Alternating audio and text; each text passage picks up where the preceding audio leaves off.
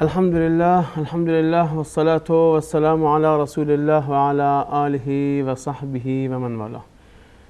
و با سلام و درود به یکایک بینندگان عزیز، گرامیان محترم و همراهان همیشگی برنامه منهاج السنه. امیدوارم که در هر جا که هستید شاد و پیروز و خندان باشید و همیشه دعاگوی همه مسلمانان در هر گوشه و کنار دنیا و همچنین ما باشید و الطاف بیکران خداوند متعال همیشه شامل حال شما عزیزان و گرامیان بیننده باشه. باز هم با قسمتی دیگر از برنامه منهاج السنه همراه شما عزیزان هستیم. امیدوارم که ما را مهمان گرم خانه های خود بگردانید و همچنین خانه های شما بیش از پیش گرم و گرمتر باشد. همونطور که میدونید برنامه منهاج السنه تدارک دیده شده و تهیه شده تا پاسخی باشه بر ادعاهایی که شیعه از زبان و نشخوار آقای هلی مطرح میکنن.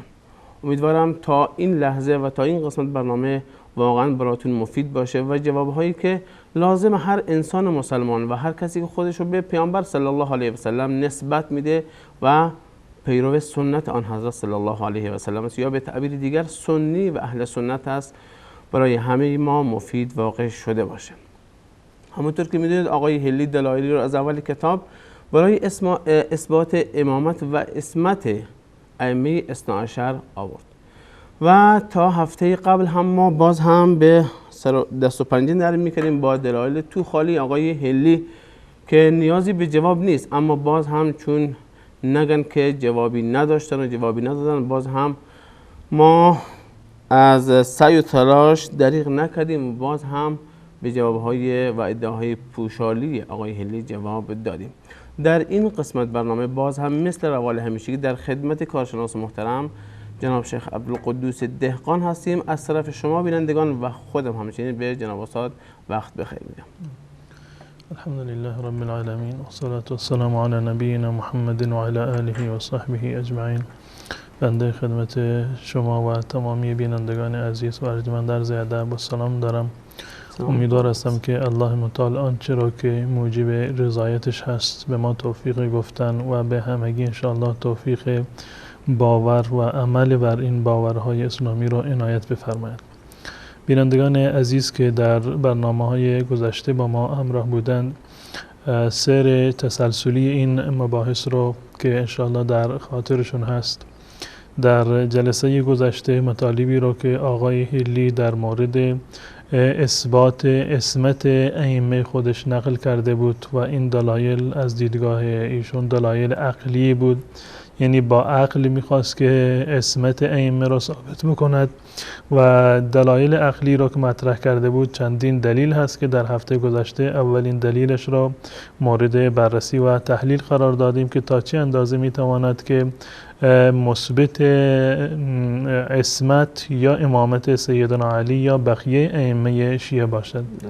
ایشون گفته بود که امام باید معصوم باشد و بالاتفاق غیر از علی معصوم دیگر نیست، پس بنابراین علی معصوم هست. مطالب گسترده ای رو از کلام شیخ الاسلام ابن تیمیه رحمت الله علیه من خدمت شما عرض کردم که ما هم معتقد هستیم که کلام باید کلام معصومی باشد، اما معصومی که مورد اتفاق شیعه و سنی هست، همه قبولش دارند، شخص رسول الله صلی الله علیه و سلم هست. عصمت هیچ کدام از ائمه اثنا عشر به پای عصمت رسول الله صلی الله علیه و سلم نمیرسند و گفتار رسول الله صلی الله علیه و سلم و کردار ایشان، یعنی قول و تقریر ایشان و عمل ایشان واقعا برای ما حجت هست، همان گونه که برای زمان خود رسول الله صلی الله علیه و سلم حجت بوده. پس بنابراین اگر قرار بر این است که باید امام معصومی وجود داشته باشد که ما اطاعت بکنیم از دستوراتش، ما میپذیریم این را و این معصوم شخص رسول الله صلی الله علیه و سلم هست. همان گونه که امروزه شیعه بدون وجود معصومی، امروزه شیعه بدون وجود معصومی روایاتشان را با چند نسل از راویانی که بسیاری از اونها فاسد العقیده بودند، فاسد المذهب بودند و اساساً شیعه نبودند یا جز فرقه های غیر اثناعشری بودند، یا اینکه اساساً در واقع ملعون بودند از زبان ائمه. امروزه شیعه بر اساس روایات چنین راویانی زندگی خودشان را سپری می کنند و 1200 سال هست که در واقع با این روایات دارند عمل می کنند بدون از وجود معصومی. گویا که شیعه معتقد هست که امروزه اگر معصومی باید وجود داشته باشد که شما فعلا معصومی را وجود ندارد، دسترسی به معصومی ندارید. نهایتش این است بالفرض که بپذیریم که امام جعفر و امام باقر یا دیگر ائمه شما معصوم بودند، شما با چندین واسطه و با چندین نسل با گذشت صدها سال شما از یک معصومی که قبلا وجود داشته در واقع اعمال و گفتارش را مد نظر قرار دادید و بر آن عمل میکنید. ما هم همین کار رو داریم میکنیم. معصوم ما رسول الله صلی الله علیه و سلم بوده، ما اقوال ایشان را، گفتار ایشان را، عمل ایشان را، تقریرات ایشان را مد نظر قرار دادیم، بر اون عمل میکنیم. با این تفاوت که اهل سنت و الجماعت راویان ملعونی ندارند، راویان فاسد المذهبی ندارند، راویانی که غیر از مذهب باشند، یعنی غیر از اهل سنت و الجماعت باشند، چون این راویانی رو ندارند. راویان اهل سنت و الجماعت اصحاب رسول الله صلی الله علیه و سلم هستند و همه مورد تایید هستند و غیر از اصحاب رسول الله صلی الله علیه و سلم ما بر تک تک و فرد فرد راویان خودمون نص صریح داریم، یعنی تنصیص شده بر اونها که فلانی عادل هست یا عادل نیست. اما در مذهب شیعه چنین چیزی وجود ندارد. با این که کسانی که شیعه از اونها استدلال میکنند، حرفای اونها رو قبول میکنند، اولا که معصوم نیستند، اسمتشون ثابت نیست. معصوم ما یعنی اهل سنت و الجماعت اسمتش 100% ثابت است، این شخص رسول الله صلی الله علیه و سلم. در مرحله بعدی بالفرض این که امامان شیعه معصوم باشند، ما اینو بپذیریم، ناقلانی که این حرفها را و احادیث را از امامان معصوم نقل کردند، این ناقلان معصوم نبودند. پس بنابراین شیعه امروزه بر قول معصوم عمل نمی کنند، بر قول ناقلانی عمل می کنند که غیر معصوم بودند و این ناقلان از زبان خود این معصومین مورد لعن و نفرین در واقع قرار گرفتن، در خلاف اهل سنت و جماعت.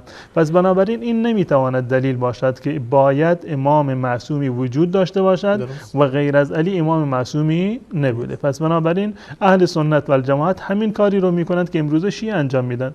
شیعه با چندین نسل با راویان دروغگو و خرافه پرست و غالی و کذاب و ملعون و مطعون دارن به روایات امامان گذشتهشون در واقع عمل میکنند. حتی غالیان و خطابی هایی که در واقع کافر بودند، غیر از اثناعشری همه کافرن، بله خودشیه، بله خطا، یا بر اینا عمل میکنند. اما اهل سنت و الجماعت در این زمینه وضعیتشون بهتر هست، روایاتشون رو در واقع غربال کردن، صحیح و ناصحیح و از هم دیگر مشخص کردن. در این ادوار گذشته کتاب‌هایی رو نوشتن با عنوان الموضوعات، یعنی روایات جعلی رو جدا کردن از روایاتی که حدیث هست و منسوب به رسول الله صلی الله علیه و سلم هست. اما شیعه چون این کاری رو انجام ندادن. و در درجه بعدی امروزه شیعه اگر معتقد به وجود معصوم باشد، یعنی معصومی که امام مهدی و امام 12مشون باشد، اگر معتقد به وجود امام معصوم باشند، این امام معصوم تا زمانی که امر و نهیش برای ما مشخص نشود هیچ گونه فایده رو برای ما ندارد، نه در دین ما فایده و سودی رو دارد و نه در آخرت ما. و امامان معصومی که آقای هلی میگه باید وجود داشته باشند، این امام معصوم فقط در صورتی میتواند که مفید باشد برای امت که در واقع قدرت و اختیاری رو داشته باشند. به اتفاقش هیچ کدام از ائمه و معصومه های 12گانهشون تا به امروز قدرت و اختیار اجرایی رو نداشتند که بتوانند احکام اسلام رو در واقع چکار بکنند؟ نافذ بکنند. و تمامی ائمه‌ای که وجود داشتند اومدند یا قرار است بیایند ائمه شیراز بکنند، این اوصافی رو که آقای هلی میگه باید چنین و چنان باشد تا اینکه امام معصوم باشد و معصوم باید دین رو برساند، دین رو حفظ بکند، تا به امروز چنین امامی در بستر دنیا به وجود نیامده. امامی که هم از یک سو علم کامل داشته باشد و از سوی دیگر قدرت اجرایی داشته باشد که علمش را اجرا بکند یا به مردم بدهد. و از این ائمه‌ای که شیعه معتقد به آن هستند تا به امروز از هیچ کدامشون منفعتی که باید حاصل میشد، وظیفه‌ای رو که باید انجام میدادند، رسالتی رو که بر دوش آنها گذاشته بود، نتوانستند این رسالت را به نحو احسن به مردم در واقع انتقال بدن. قطع نظر از این که دلایلش چی بوده، آیا خودشون نتوانستند، کمکاری کردند، یا اینکه اساساً این صلاحیت رو نداشتند، یا اینکه موانع خارجی به وجود آمده و دشمنان نگذاشتند. به هر صورت که ما هر فرضی که ما قرار بدیم، نتیجهش این می شود که دینی که مورد رضایت الله متعال بود و باید از طریق معصوم به مردم می رسید تا امروز نرسیده، و اون امنیتی و اون تمکینی و اون دینی که الله متعال تمامش کرده بود امروز نزد شیعه هنوز هم ناتمام مونده. و حتی جناب شما اشاره کردن که اگر این چهار صورت هم نباشه دقیقاً اسمت خود ائمه زیر سوال میره، و البته اون اسمتی که شیعه قائلش، چون که ما اسمتی برای علی، سیدنا علی و بقیه فرزندانش به هیچ صورت قائل نیستیم و اونم زیر سوال میره، و بعدم باید یک معصوم دیگه باشه، اون معصوم دیگه هم بیاد بازم زیر سوال میره. نه همون تسلسل دور تسلسلی که در منطق لازم میاد در اینجا لازم میاد. قطعا این اسمت هیچ کدام از این ائمه که آقای هلی در اینجا میگه امام باید معصوم باشد و غیر از علی بالاجماع معصوم نیست، یعنی این که اشاره میکند که اهل سنت و الجماعت اجماع دارند که ائمه ثلاثه شون خلفای ثلاثه اجماع نیستند. اگر اجماع اهل سنت و الجماعت برای شما ملاک هست، ما اسمتی رو نه برای علی قائل هستیم و نه برای ابوبکر و عمر و عثمان. درست. ما اسمت رو برای هیچ کس قائل نیستیم. اگر از قول ما میخوای اعتراف بگیرید که شما قائل به اسمت نیستید، خب ما نه برای علی قائل به اسمت هستیم و نه برای ابوبکر صدیق. شما که ادعای اسمت میکنید نتوانستید نه تنها برای امام علی، حتی برای امام 12 امامتون برای هیچ کدام نتوانستید که اسمت رو در واقع ثابت بکنید. اگر قول ما برای ائمه ما معتبر نیست، چگونه ادعای شما برای ائمه شما معتبر هست؟ شما ادعا کردید امامتون معصوم است، از کجا؟ نه، چون این اجماع اصلا وجود نداره. اهل سنت و الجماعت وقتی که معتقد هست که هیچ کسی معصوم نیست، پس بنابراین نه علی معصوم هست و نه غیر علی معصوم است. بالفرض یعنی گمان بکنیم که اسمتی اساسا وجود ندارد، امکان نداشته باشد، این وقتی که غیر ممکن باشد، نه برای علی ممکن هست از دیدگاه اهل سنت و الجماعت و نه از دیدگاه غیر علی. بالفرض که ما گمان بکنیم که اسمتی ممکن باشد، اتفاق افتاده باشد که کسی بعد از رسول الله صلی الله علیه و سلم معصوم باشد، ما با یعنی جرأت تمام میگیم اگر بعد از رسول الله صلی الله علیه و سلم معصومی وجود می داشت، قطعا اولین نفرش ابوبکر بود و بعد از آن عمر و عثمان رضی الله تعالی عنهم اجمعین. زیرا که به اجماع اهل سنت و الجماعت ما معتقد بر این هستیم که گرچه ابوبکر و عمر و عثمان و همچنین علی رضی الله تعالی عنهم اجمعین اسمت نداشتند، اما به اتفاق اهل سنت و الجماعت ابوبکر و عمر و عثمان برتر از علی هستند در تمام موارد. یعنی این که اگر قرار بود که یکی از اصحاب رسول الله صلی الله علیه وسلم بعد از رسول الله معصوم میشد، قطعا اون کسی میشد که برتر بود و فضیلت بیشتری رو داشت، به ترتیب ابوبکر، عمر و عثمان و بعدش حضرت علی رضی الله تعالی عنه. اما ما معتقد به این هستیم که هیچ کسی غیر از رسول الله صلی الله علیه وسلم معصوم نیست و به قول امام مالک رحمت الله علیه کل یؤخذ من قوله و یرد الا صاحب هذا القبر، تمامی انسانها بعد از رسول الله صلی الله علیه وسلم گفتارشون قابل قبول و قابل رد، هم امکان دارد ما قبول بکنیم اگر مطابق با واقعیت باشد و اگر خلاف باشد اون رو رد میکنیم، مگر صاحب این قبر یعنی رسول الله صلی الله علیه وسلم.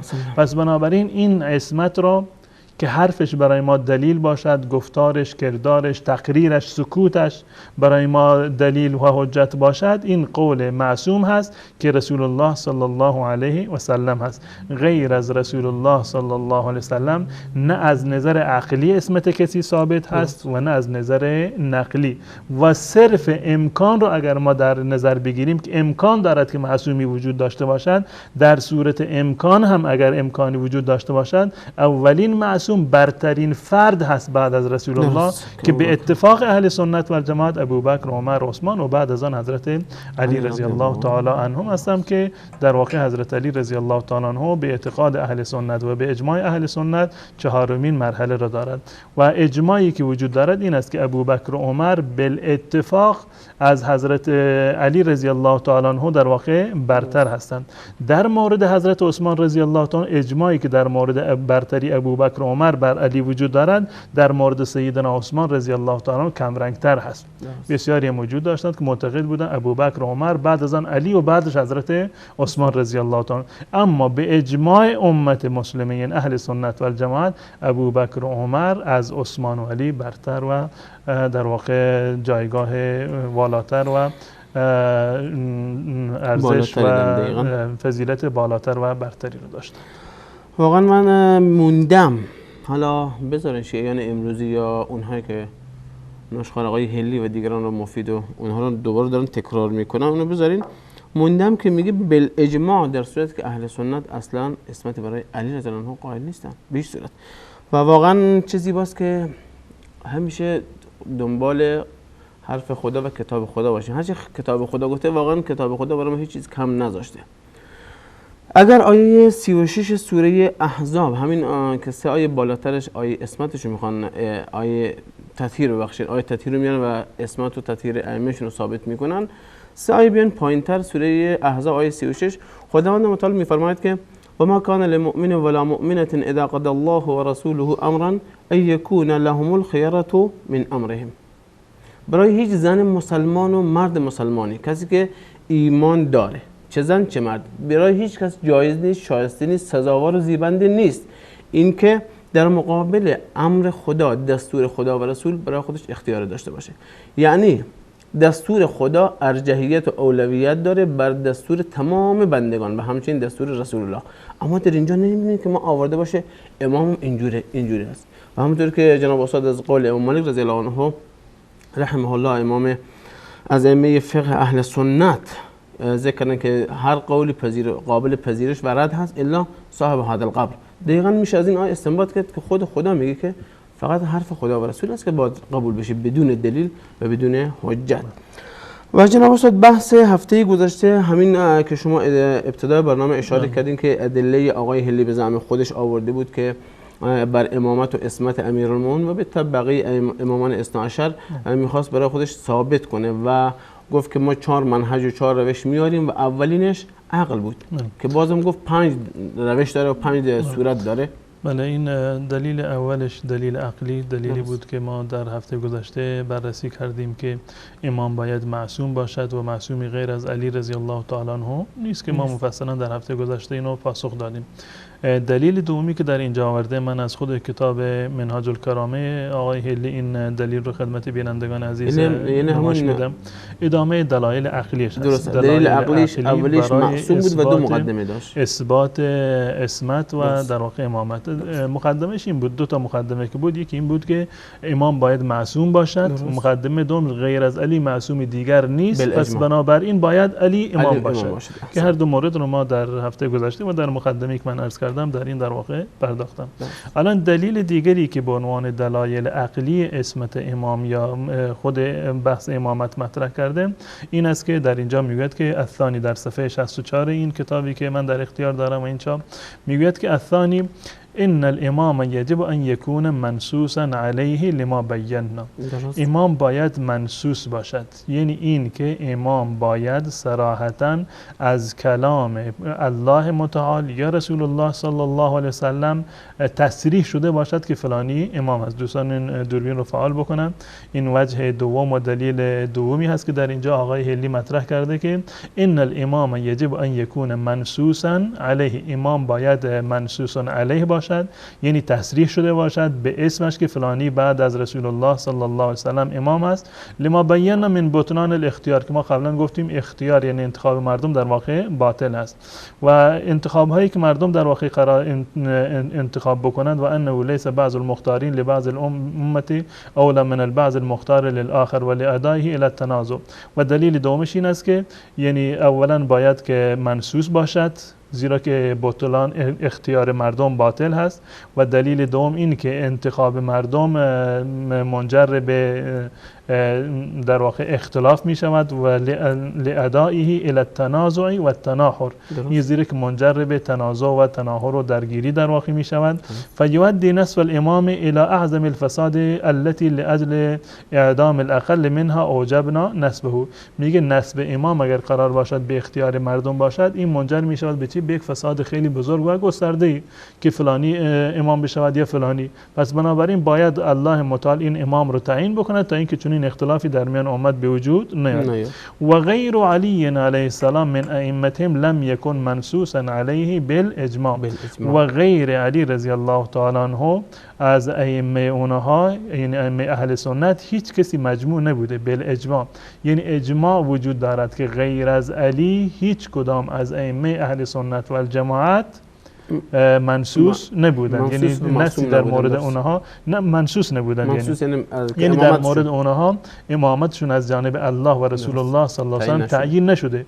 آیه قرآنی یا حدیثی از رسول الله صلی الله علیه و سلم وجود ندارد که مثلا بگوید ابوبکر، عمر یا عثمان رضی الله تعالی عنهم خلیفه های بعد از رسول الله صلی الله علیه و سلم هستند. فتعین ان یکون هو الامام، پس بنابراین امام باید علی باشد. ببینید بینندگان عزیز، و همچنین نقطه بعدی که در اینجا اشاره کرده، انشالله اگر وقت شد به نقطه بعدی انشالله خواهیم پرداخت، اما فعلا این نقطه خلاصه استدلال و این دلیل عقلی آقای هلی این است که امام باید منصوص باشد از جانب الله متعال. یعنی الله هست که باید امام را تعیین بکند. تمام ائمه‌ای که بعد از رسول الله تا قیام قیامت میان، امام و حاکم و پادشاه و ولی و به هر اسمی که ما بگذاریم، این باید از جانب الله متعال تعیین بشود.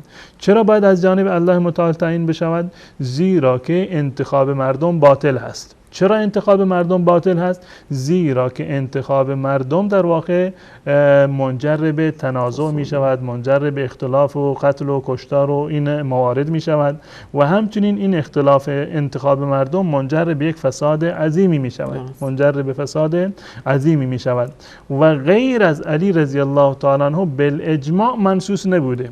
غیر از علی ابوبکر و عمر و عثمان که غیر از علی هستند، غیر از علی بالاجماع برای کسی نصی وجود نداشته. الان این ادعای آقای هلی هست و جالب است که در اینجا ادعای اجماع کردن چه مقدار برای آقای هلی در واقع راحت و آسان هست. میگه پس بنابراین چون که در مورد غیر علی نصی وجود ندارد بالاجماع، پس بنابراین علی می شود امام منصوب از جانب الله متعال. این دلیل عقلی هست. برای اثبات نص و برای این که علی منصوص هست، دلایل دیگری باید از نص وجود داشته باشه. این از نظر عقلی هست که امام را باید الله تعیین بکند، زیرا که تعیین مردم اعتبار ندارد. اگر مردم تعیین بکنند دچار در واقع فساد می شود، درگیری به وجود میاد. و غیر از حضرت علی رضی الله عنه در موردشون نصی وجود ندارد، پس بنابر این علی می شود امام منصوب از جانب الله متعال.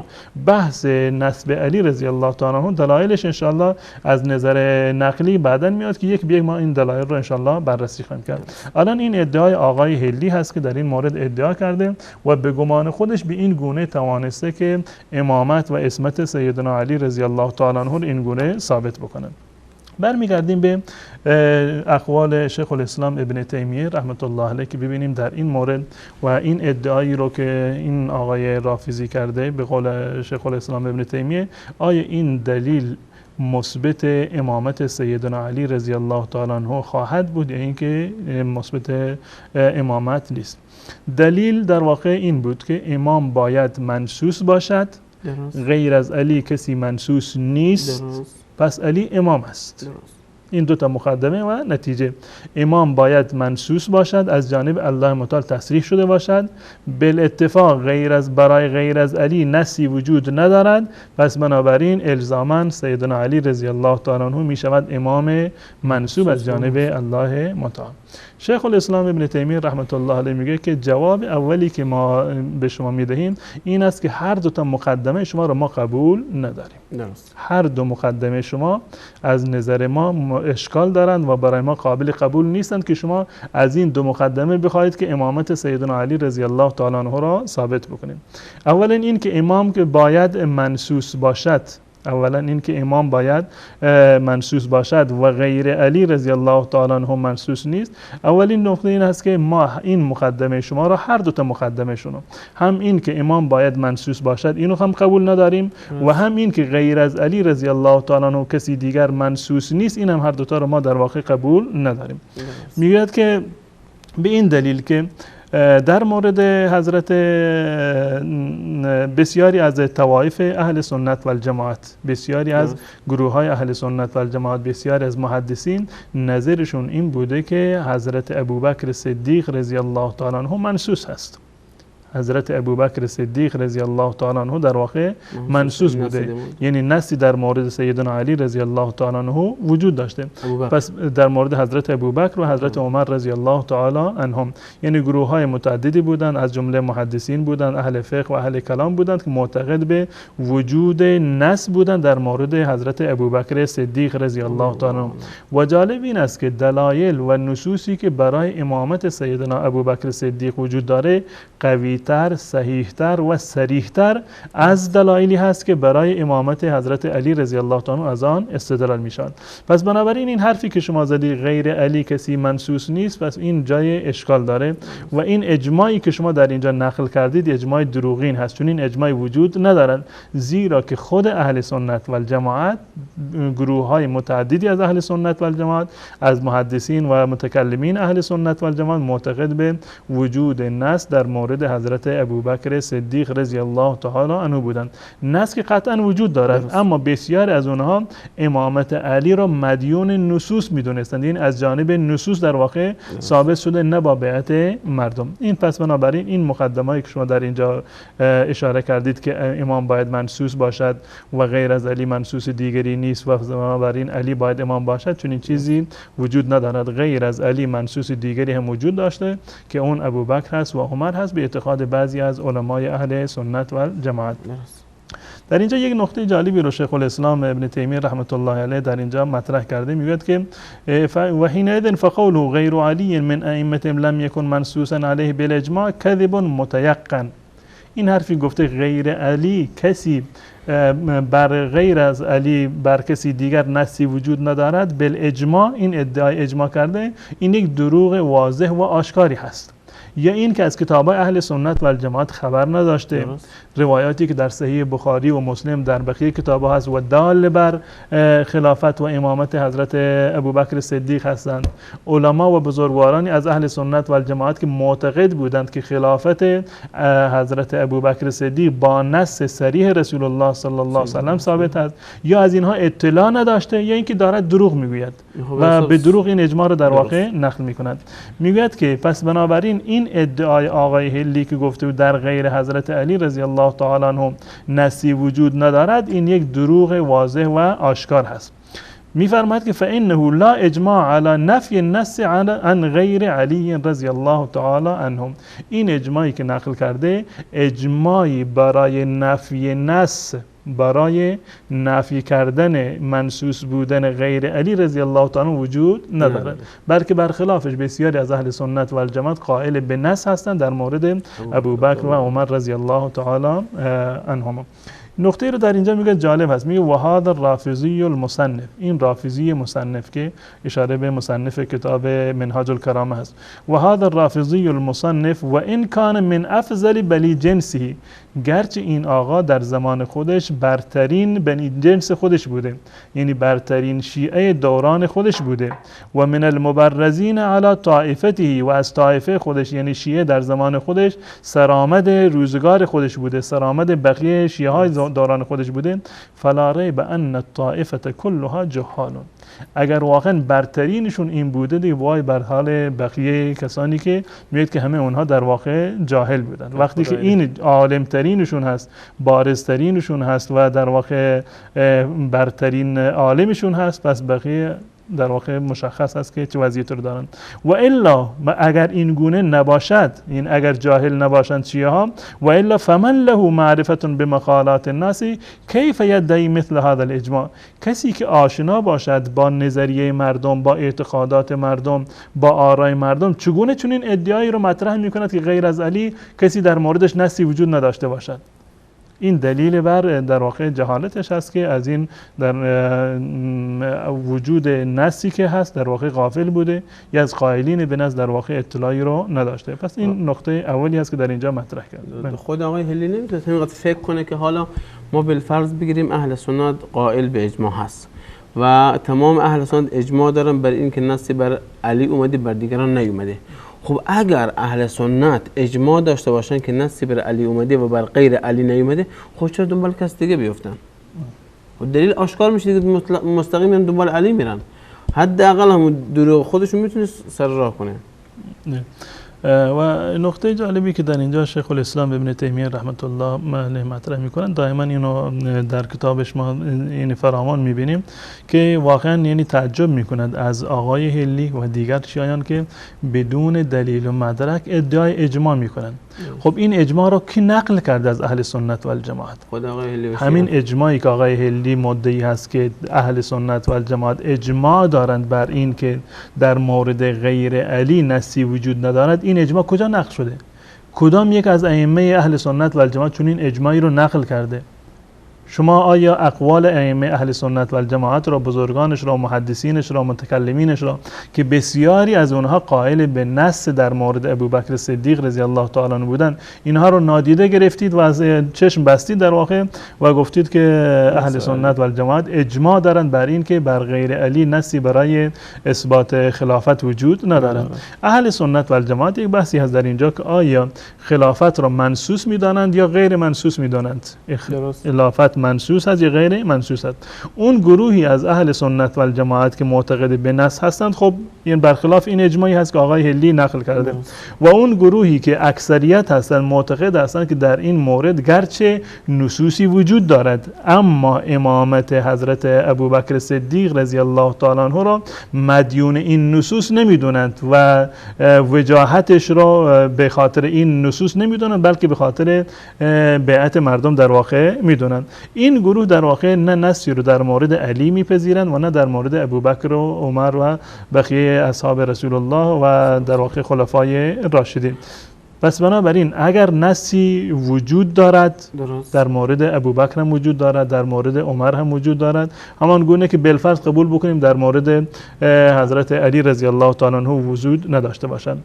اگر نصی وجود ندارد که اجماع را نقل کرده که نصی وجود ندارد، اهل سنت و الجماعت معتقد به عدم نص هستند. اهل سنت و الجماعت نه امامت ابوبکر را، نه عمر را، نه عثمان و نه علی را منصوص یعنی تعیین شده به نام از جانب رسول الله صلی الله علیه و سلم که در یک نص جلی و ظاهر و آشکار که بدون هیچ گونه تعویل باشد که بعد از من ابوبکر خلیفه و جانشین من است یا بعد از من علی رضی الله تعالی عنه خلیفه و جانشین من و فرمانروای شما هست، چون این نص صریح و آشکار و جلی نه در مورد ابوبکر وجود دارد و نه در مورد حضرت علی رضی الله تعالی عنهم. جواب دیگر که شیخ الاسلام ابن تیمیه رحمت الله علیه داده این است که آیا بالفرض که ما قبول بکنیم که در مورد حضرت علی رضی الله تعالی عنه نصی وجود داشته باشد، بالفرض که در مورد حضرت علی رضی الله تعالی عنه نصی وجود داشته باشد و ما قبول بکنیم، باز میگه اگر این نصی که وجود دارد آیا این نص معتبر هست یا غیر معتبر؟ نصی که در مورد خلافت وجود داشته باشد آیا این معتبر هست یا غیر معتبر؟ میفرماید که لا یخلو اما ان یعتبر النص فی الامامه و اما لا یعتبر. این نص از دو حال خالی نیست، یا نص معتبری هست یا نص غیر معتبر هست. فان اعتبر منعنا المقدمه الثانیه. اگر نص در مورد امامت معتبر هست ما مقدمه دوم شما رو قبول نداریم. مقدمه دومی که آقای هلی گفته بود که غیر از علی نصی وجود ندارد، این همین نص ها را قوی‌تر و صحیح‌تر صریح‌تر را در مورد حضرت ابوبکر صدیق رضی الله تعالی عنه ما داریم. و این قلنا ان النص ثابت لابی بکر و ان لم یعتبر بطل المقدمه الاولى. اگر نص معتبر نیست مقدمه اولی شما چیکار شد؟ زیر سوال میره که مقدمه اولش این بود که امام باید منصوص باشد. اگر نص معتبر نیست پس بنابراین این مقدمه شما، دلیل عقلی شما که امام باید منصوص باشد این معتبر نیست، این اصل شما از بین رفت. و اگر نص معتبر هست پس بنابراین نصوصی که در مورد ابوبکر و عمر هست قوی تر از نصوصی است که در مورد حضرت علی رضی الله تعالی عنه در واقع وجود داره. و همچنین ایشون در ادامه در مورد چهارم میگوید که اینجا یک نکته رو که آقای هلی مطرح کرد این هست که میگوید که در غیر حضرت علی رضی الله تعالی عنه بالاجماع نصی وجود ندارد. یعنی این که استدلال میکند از اجماع که به اجماع شیعه و سنی آنگونه که ادعا میکنند در مورد غیر علی، ابوبکر و عمر و عثمان نصی وجود ندارد. خب سوال میکنیم که این اجماع نزد شما حجت هست یا حجت نیست؟ حجتی که شما به آن استدلال میکنید آیا این اجماع هست که اهل تشیع واقعا معتقد بر این هستند که اجماع نزد شیعه حجت نیست؟ اجماع نزد شیعه حجت نیست مگر آن که همراه با قول معصوم باشد.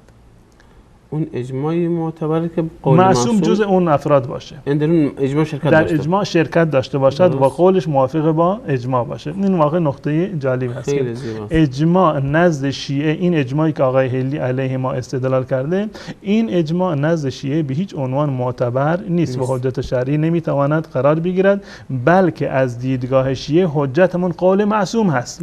و اگر اجماع رو هم معتبر قرار بدن به خاطر وجود امام معصوم همراه با این مجتمعین، کسانی که در واقع اجماع کردن. پس بنابراین شیخ الاسلام ابن تیمیه رحمت الله علیه میگه که اولا شما اجماع رو قبول ندارید، اجماع رو قبول ندارید و اجماع نزد شما حجت نیست و حجت نزد شما قول معصوم هست. الان این عصمت امام با اجماع ثابت شده یا با قول معصوم ثابت شده؟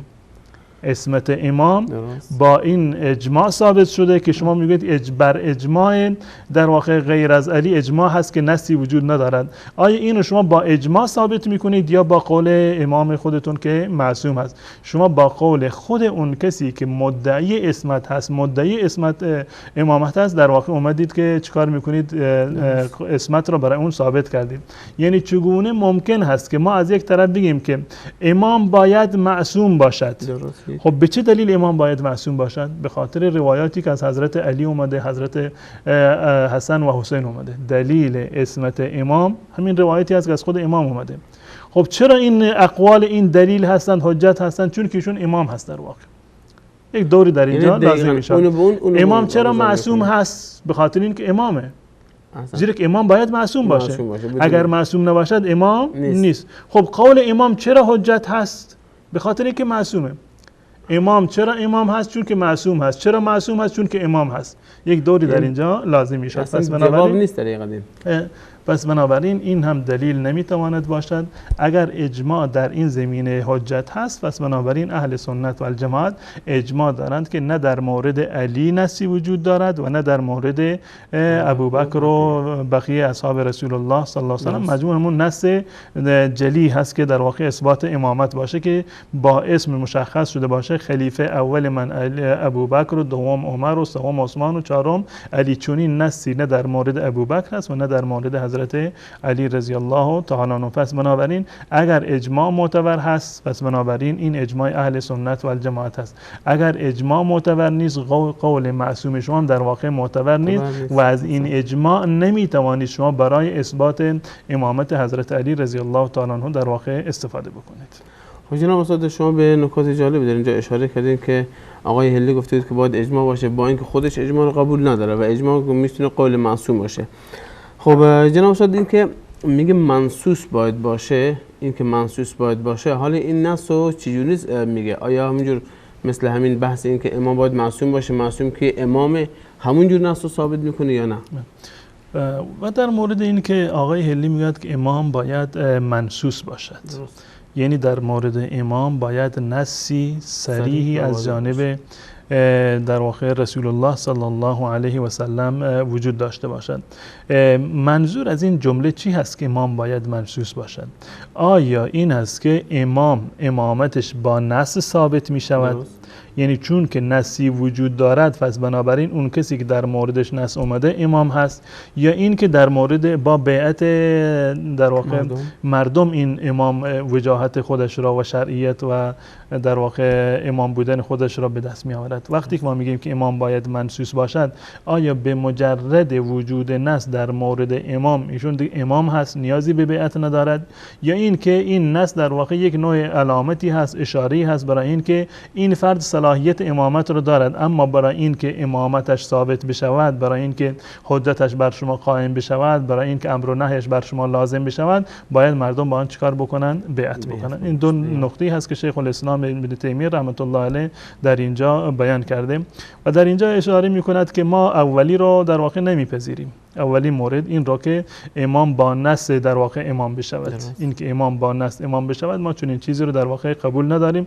زیرا که در این مورد اولا دلیلی وجود ندارد که نص صریحی باشه بر امامت امام مشخصی حضرت علی باشد یا حضرت حسن و حسین یا بقیه کسی باشد، که این در واقع نه تنها که اهل سنت و الجماعت اینو قبول ندارند، بلکه گروه های متعددی از شیعه اینو قبول ندارند. وقتی ما میگیم امام معصوم باشد، یعنی این که امامتش با قول رسول الله صلی الله علیه وسلم تعیین باشد، یعنی این که بسیاری از شیعیان فرض کنیم زیدی یا شیعیان افتحی و نمیدونم شیعیان واقفی و شیعیان اسماعیلی و ده ها فرقه دیگری که هستند، اینها قائل به وجود نص در مورد امامان خودشون هستند، در مورد امامان خودشون هستند، امام خودشون رو در واقع منصوص میدونن، امام شما رو در واقع غیر منصوص میدونن. اهل سنت و الجماعت که در مورد هیچ کدام از ائمه شما در واقع چنین نصی رو قبول ندارن. حتی از میان شیعیان خود شما هم تعدادی از گروه های شیعه نصوصی را که شما بر ائمه اثنا عشر آوردید در واقع اینو در قبول نمیکنن. پس بنابراین اگر منظورشون است که امام با نص امام میشود، اینو خود شیعه قبول ندارند. این نصوصی که شما آوردید که امامات 12 تا هستند، تمام 12 امام شما را تمام شیعیان قبول ندارند. بعضی شیعه 4 امامی هستند، 5 امامی و 6 امامی، بعضی اصلا توقف کردند بر موسی کاظم و بعضی بر امامهای قبلی امام جعفر، بعضی توقف کردند بر اسماعیل که در مورد اسماعیل روایت خیلی متعددی را آورده، در مورد امام موسی کاظم 10 ها روایت وجود داره که ایشان امام مهدی آخر الزمان هست و به هیچ عنوان نمیمیرد و دوباره به دنیا در واقع عود میکنند. اگر قرار بر نص باشد، نه شیعه این بقیه فرقه های شیعه حرف شما را قبول دارند و نه اهل سنت و الجماعت. فقط میمونه در اینجا همین گروه اثنا عشری، شیعه اثنا عشری که تنها هستند. هیچ گروهی که از گروه های دیگر شیعه نص بر ائمه اثنا عشر رو در واقع قبول ندارد.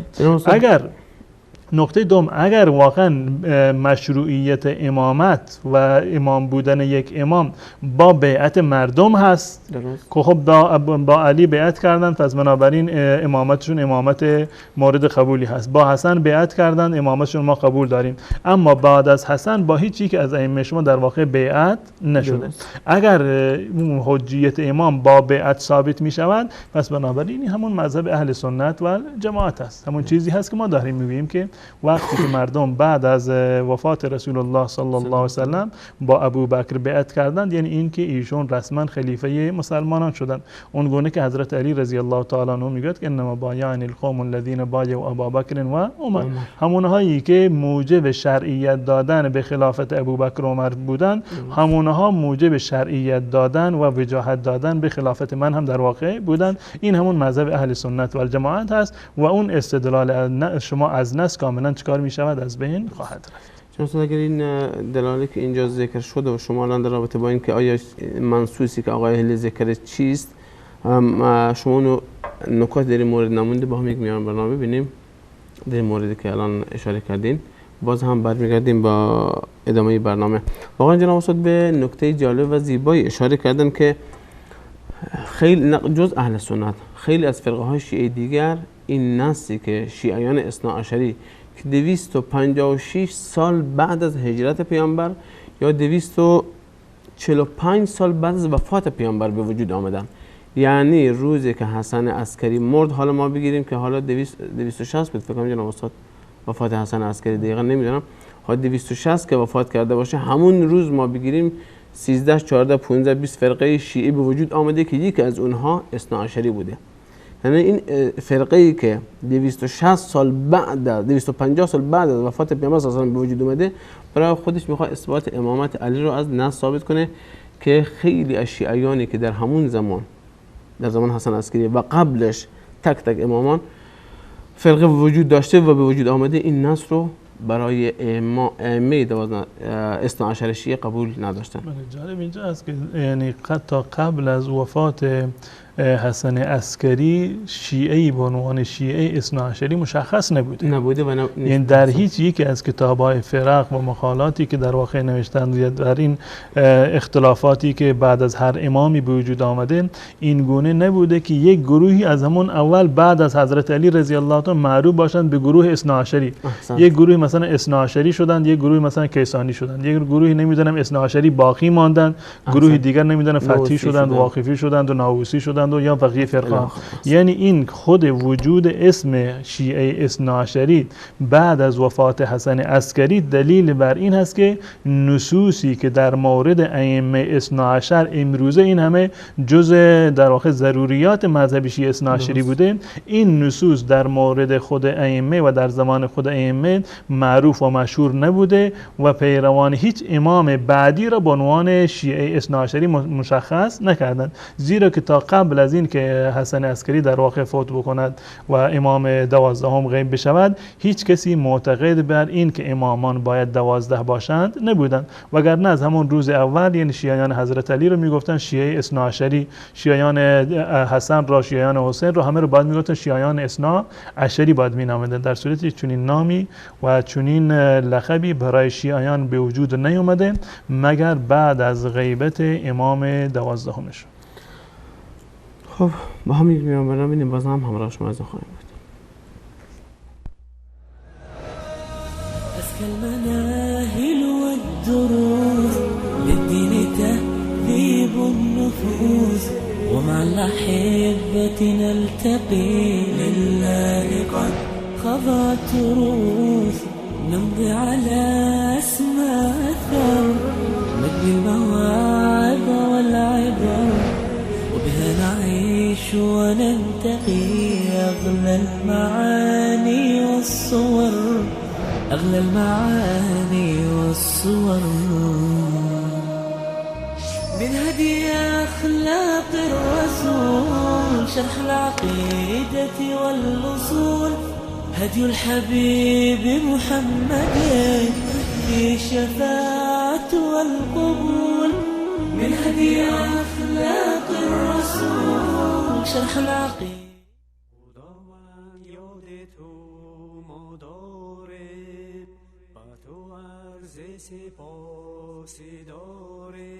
خداوند یاد تو ما داریم، با تو عرض سپاسی داریم.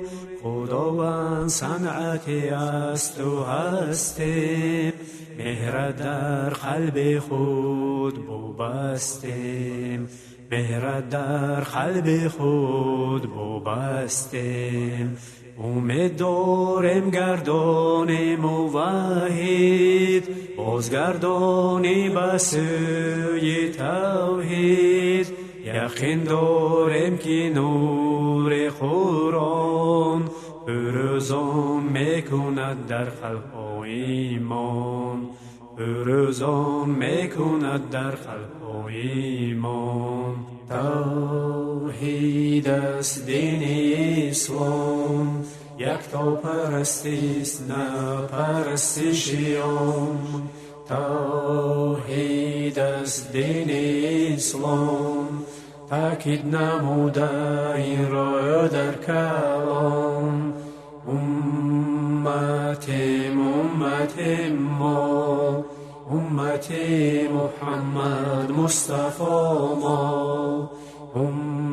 امتیم امت ما، دین اسلام آیین ما را رهنما.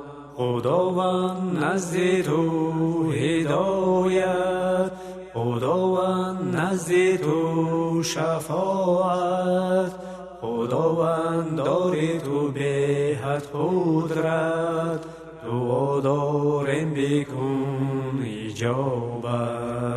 دعا داریم بکن اجابت نزدیک بکن الها نصرت نزدیک بکن ساعت وحدت نزدیک بکن رجوع امت آرزوی و ارمان محمد آرزوی و ارمان محمد توحید است دین اسلام دریافت ایمان رضای رحمان توحید است دین اسلام دوری از شرک گمراهی انسان امت ما خداوند نگهدار بباش ما را امت ما خداوند متحد بساز ما را خداوند نزد تو هدایت خداوند نزد تو شفاعت خداوند داری تو به حد قدرت دعا داریم بکن اجابت دعا داریم بکن اجابت خداوند یاد تو ما داریم و تو عرض سپاسی داریم خداوند صنعتی است و هستیم مهرت در قلب خود بستیم مهرت در قلب خود بستیم. با سلام مجدد به همه بینندگان عزیز و همچنین سلام مجدد بر شاگردان آقای هلی. خب جناب استاد، شما در اول برنامه که بحث بزرگوار آقای هلی بود که ادعا کرده بود که علت منصوص بودن امامت که شخص منصوص باشه از جانب خدا اینه که رفع تنازع و اختلاف و فساد و بقیه این درگیری ها میشه. آیا این واقعیت داره یا برعکسشه؟ اگر امام باشه برعکس اختلاف و فساد و درگیری و اینا بیشتر بشه؟ یک واقعیت موجودی که در تاریخ اسلام وجود داشته. این واقعیت تاریخی، این ادعای آقای هلی رو که اگر قرار باشد که انتخاب امام را بر عهده مردم بگذارند و مردم باید امام را تعیین بکنند، این منجر به اختلاف می شود، این منجر به تنازع و در واقع درگیری می شود. این یک ادعا هست و یک ادعایی هست که از نظر واقعیتی که در موردی که ایشون ادعا کرده، یعنی بعد از رسول الله صلی الله علیه وسلم که در خلافت ابوبکر و عمر و عثمان و علی رضی الله تعالی عنهم اجمعین باشد، حداقل در این موردی که منظور آقای هلی هست، این در واقع هیچ گونه مصداقی را ندارد که به این گونه باشد چون که رسول الله صلی الله علیه وسلم نسی رو نداشتند یا چون که بر نسی که رسول الله صلی الله علیه وسلم کرده بود بنابر عقیده شیعه مردم عمل نکردند، این منجر به فساد بشود، منجر به تنازع و تناحر و تشاجر و در واقع درگیری و جنگ بشود. چون این اتفاقی بعد از رسول الله صلی الله علیه وسلم در واقع اتفاق نیفتاد. اون چیزی که ثابت هست که شیعه و سنی اون رو در واقع قبول دارن این است که رسول الله صلی الله علیه وسلم یک قرآن کریم به صورت کلی کلیات رو مطرح کردند، اساسیات دین رو برای ما مطرح کردند، اصول را کاملا برای ما مشخص کردند و تعداد زیادی از جزئیات رو هم در مورد اونها نص صریح داریم، یعنی جزئیاتی که اینها برمیگردند به این کلیات، یعنی این که الله و رسول الله صلی الله علیه وسلم کلیات را برای ما بیان کردند و روش پیدا کردن حکم شرعی در مورد جزئیات را هم کاملا به ما آموزش دادند. یعنی این که اگر بعد از رسول الله صلی الله علیه و سلم به ما گفته بشود که امام باید چنین و چنان باشد، فلان شرایط رو داشته باشد، فلان توانایی رو داشته باشد. هر کسی که دارای این شرایط بود پس بنابراین لیاقت امامت و رهبری رو دارد. این بزرگترین در واقع نص هست. در این سوره نصوص فراوانی داریم که در واقع چه کسانی لیاقت امامت را دارند. حتی این امامت نه اینکه امامت به صورت فرمانروایی کل باشه، به معنی رهبری مسلمانان باشد، حتی در موارد دیگر هم ما نصوصی رو داریم که ثابت میکنه چه کسانی لیاقت فلان منصب را دارند.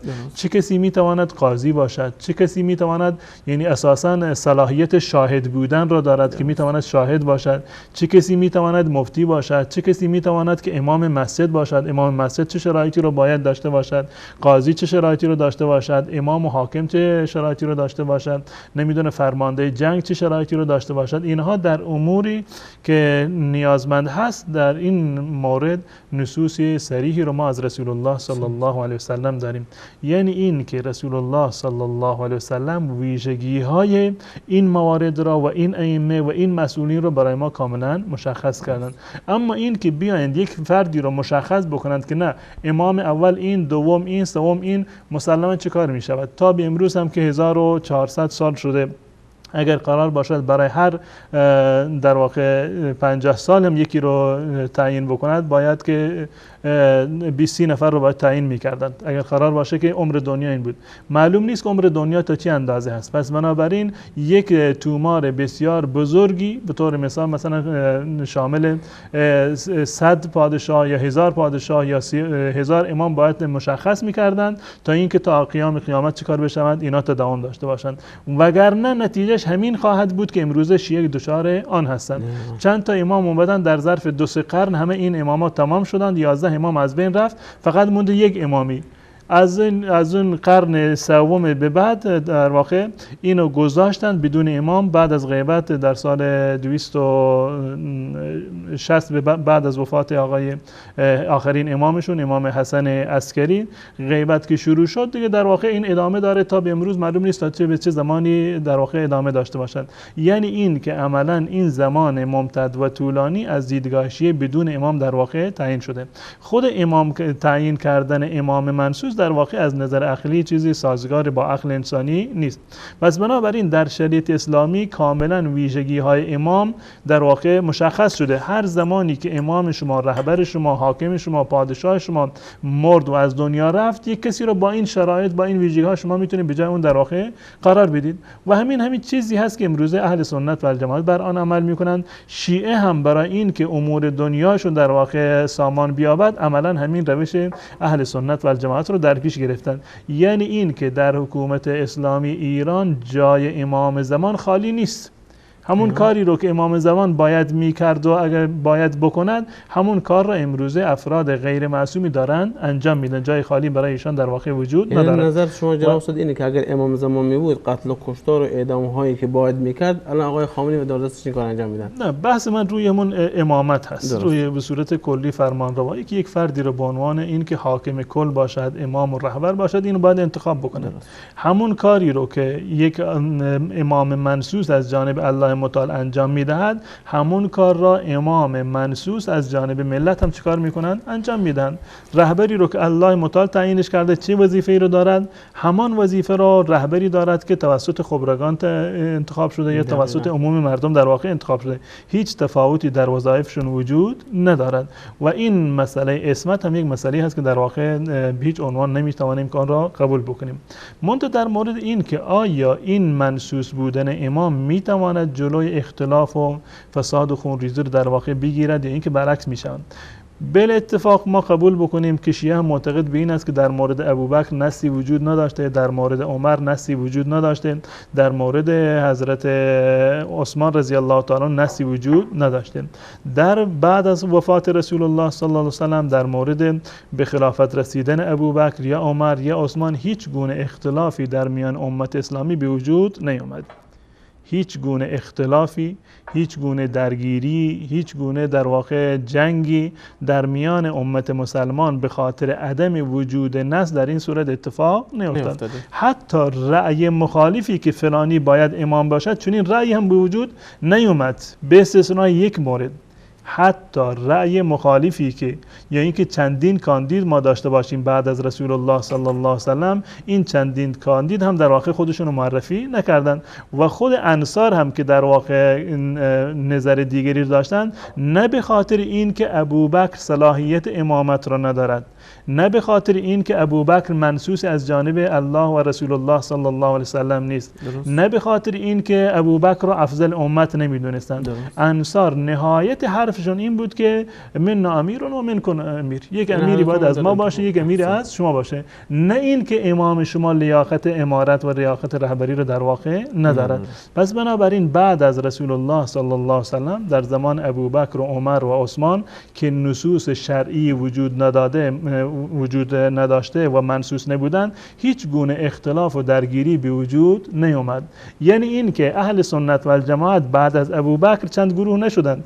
یک گروه بگویند که امام ما ابوبکر است، یک گروه بگویند که نه امام ما عمر هست، یک گروه دیگر بگویند که نه امام ما سعد هست، یک گروه دیگر بگویند که امام ما عثمان هست. چون چیزی ما وجود نداره در تاریخ اهل سنت و الجماعت. بالاتفاق تمام اصحاب رسول الله صلی الله علیه و سلم بعد از رسول الله گفتند که امام ما ابوبکر است. بعد از ابوبکر زمانی که اجماع حاصل شد، همه بالاتفاق گفتند که در واقع حضرت عمر رضی الله تعالی عنه است که تعیین شد. این گونه نبوده که ابوبکر مثلا عمر را تعیین بکند و یک کسی دیگر بگه نه من عمر را قبول ندارم فلانی امام من هست. یعنی بعد از وفات ابوبکر هم چندین فرقه نشدند اهل سنت. بعد از وفات حضرت و شهادت حضرت عمر رضی الله عنه اهل سنت چندین فرقه نشدند، با این که نصی وجود نداشت. پس بنابراین در مواردی که اهل سنت و الجماعت بودند، یعنی ائمه ثلاثه اهل سنت و الجماعت، بعد از وفات رسول الله هیچ گونه درگیری رخ نداد و هیچ گونه نزاعی بر سر خلافت رخ نداد و بعد از هر امامی در هیچ موردی اهل سنت و الجماعت دچار تفریقه در واقع نشدند که یک گروه یک امامی رو تعیین بکنند و گروه دیگر امام دیگر رو تعیین بکنند. اما در مورد حضرت علی رضی الله تعالی عنه، در مورد حضرت علی رضی الله تعالی با این که از دیدگاه شیعه چیکار بود؟ منصوص بود. و آقای هلی میگوید که وقتی که نصی وجود داشته باشد جلوی اختلاف گرفته می شود. درست. برعکسش چون که شیعه معتقد به نص بود، دیدیم که اختلاف به وجود آمد. درست. این حضرت علی از یک طرف، معاویه از یک طرف، اختلاف در واقع اتفاق افتاد و در جنگ جمل و صفین و جنگ‌های دیگر در واقع در این موارد اختلاف کاملا مشاهدی در واقع است. این یک نقطه. نقطه دیگر، اهل سنت و الجماعت رو بذاریم کنار. اهل سنت رو با شیعه مقایسه نکنید و شیعه رو هم بر اهل سنت مقایسه نکنید و ما این انتظار رو هم نداریم که شیعه مانند اهل سنت و الجماعت بدون اختلاف باشند. بعد از هر امامی که اختلافی به وجود نمیاد شیعه این گونه باشند. حتی در میان خود شیعه در دایره محدودیت کسانی که معتقد به امامت منصوصه بودند، کسانی که معتقد به امامت منصوصه بودند، بعد از حضرت علی رضی الله تعالی چندین گروه شدند. بعد از حضرت حسن رضی الله تعالی عنه چندین گروه ها اضافه میشد. بعد از حسن چندین گروه دیگر اضافه شد. بعد از زین العابدین، بعد از باقر، بعد از در واقع امام جعفر، بعد از کاظم، هر امامی که میمرد در واقع چندین فرقه، اونم که بحثشون مورد اختلافشون در اصل امامت بوده، یک فرقه های جدیدی در واقع ایجاد میشدن. پس بنابراین اگر قرار بود که منصوص بودن امام جلوی اختلاف را بگیرد، جلوی جنگ و دعوا را بگیرد، جلوی تکفیر را بگیرد، حداقلش در دایره خود شیعه باید این اتفاق میافتاد. اما این اتفاق در دایره خود شیعه هم اتفاق نیفتاده، چه برسد در مقایسه شیعه با بقیه امت اسلامی در واقع است. جناب استاد، اگر دوستان عزیزی که در اتاق فرمان هستن شماره تماس رو زیرنویس کنن که شاید بتونیم با بینندگان هم ارتباط برقرار کنیم و صدای گرمشون هم داشته باشیم. و یک خواهشی دارم از بینندگان عزیزی که تماس میگیرن، چه از شیعیانی که میخوان از مذهبشون دفاع کنن و یا چه از اهل سنتی که سوالی براشون پیش اومده یا در رابطه با برنامه به هر صورت پیشنهادی، انتقادی، هر چی دارن باز هم مطرح کنن. فقط خواهش دارم از همشون که در رابطه با موضوع برنامه صحبت کنن. موضوع کلا زیرنویس میشه و در رابطه با بحث اسمت و امامت و وجوه عقلی و دلایل عقلی است که آقای هلی آورده و صدای ما رو هم از تلفنی که تماس میگیرن داشته باشن. خب تا تماس جناب استاد برقرار بشه بفرمایید ادامه بحث رو. بله، پس بنابراین این ادعای آقای هلی که اگر انتخاب را به عهده مردم بگذاریم دچار اختلاف و در واقع درگیری میشوند. این یک نظر عقلی قوی نیست، بلکه خلاف این هم از نظر عقلی ثابت هست و هم از نظر عملی.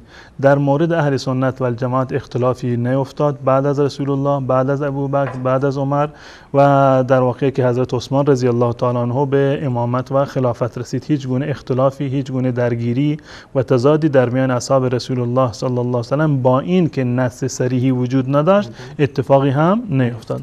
در دایره خود مذهب شیعه با این که معتقد به نص هستند، ده ها و صدها مورد حدیث جعل کردند که درای منسوسیت امام، باز هم میبینیم که اختلافات زیادی وجود داره. شیعیان اثنا عشری تمام فرقه های دیگر شیعه را که ده ها فرقه میشوند تمام اونها رو در واقع تکفیر میکنند به خاطر اینکه به امامت اثنا عشر ایمان ندارند و بعد از وفات هر امامی چندین فرقه دیگر در دامن شیعه در واقع اضافه شده بود و این دلیل بر این است که وجود نص به هیچ عنوان نمیتواند که مانع اختلاف بشود، بلکه دلیل بر اختلاف بیشتر هست، همان گونه که در مذهب شیعه این اتفاق افتاده. و مطلب دیگری که من میخوام به اون اشاره بکنم این است که الحمدلله شریعت اسلامی همون گونه قبلا اشاره کردن تمام این موارد را برای ما کاملا مشخص کرده. اگر نص صریحی نیست برای اثبات یک امام مشخص، اما ویژگی های یک امام کاملا برای ما مشخص شده. این گونه نیست که مردم بیان یک فردی را که لیاقت و شایستگی امامت را ندارد، یک چوپانی را از بیابان بگیرن بیان بگن این رهبر فلان کشور هست، رهبر مسلمانان است. چون این اتفاقی نیفتاده.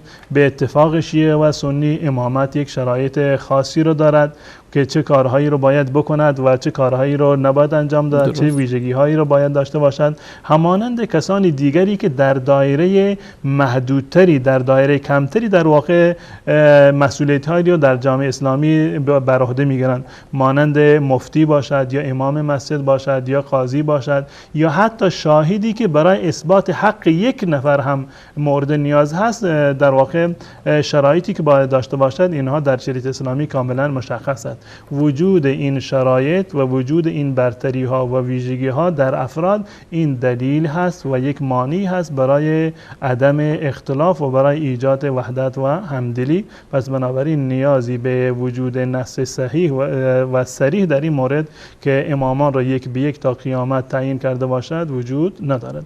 مطالب دیگر هم در این مورد هست که انشاءالله در لابلای تماس بینندگان انشاءالله اگر فرصتی باشد خدمت شما عرض خواهم کرد. خب صدا بینندگان داشته باشیم. سلام علیکم، بفرمایید.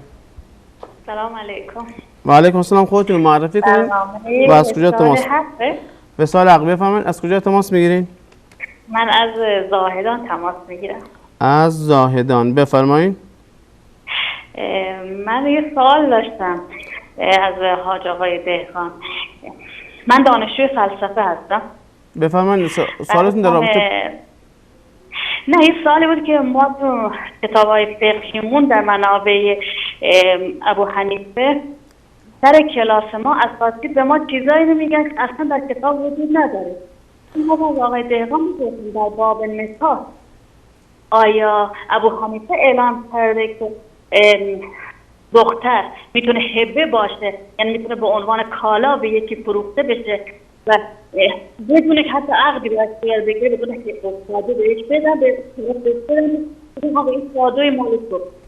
میگن اینا رو ابو حنیفه گفته. حتی ما در این کلاس میگن نه، اینا کتابای علیه اسم. خب اگر خواهر گرامی اگر در رابطه با موضوع برنامه صحبت داشتیم بفهمم به این سوالتون هم پاسخ داده خواهد شد، اگرچه در رابطه با موضوع برنامه نیست.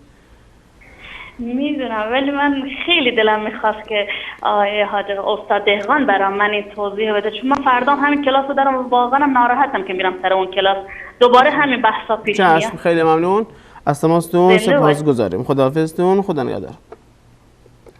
السلام علیکم و رحمت الله و برکاته. سلام.